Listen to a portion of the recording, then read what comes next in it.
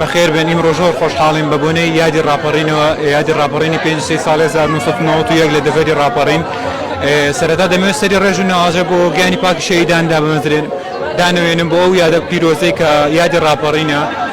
بگومان وکو چند سال رابردوش زنکو راپارین بجاری کردولن فستیوالا دا فستیوالا کراوتو که همو چالک کن لخودا گریتو همو جور فولکلور و یادی کردواری من ببیر دهنه توا که تاوکو استعلا لیره دا اوید که برچام من دکوی کال بوتو بالام اما زندوی دکینوا اما خونکارانی زنکو راپارین و بتایبت کومالی آماگی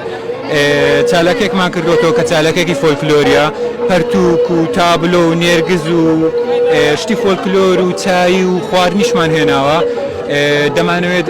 لێرەدا جوانێک پێشکەشی هاوڵاتیان بکەین و لە نێو زانکۆیەکەماندا بتوانین چالکێکی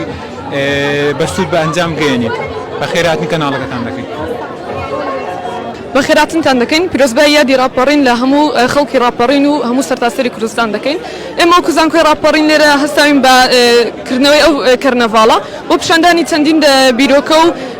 بزنس کە خەڵکی راپەڕین و زایدن خوێنکارانی زانکۆکەمان لێرەدا بەشداریان کردووە و وەکو خوێنکارانی ئەندازیاری شارستانی چەندین پرۆژەمان هەیە کە تیایدا سوود بە راپەڕین و سەرتاسەری کوردستان دەگەیەنێت.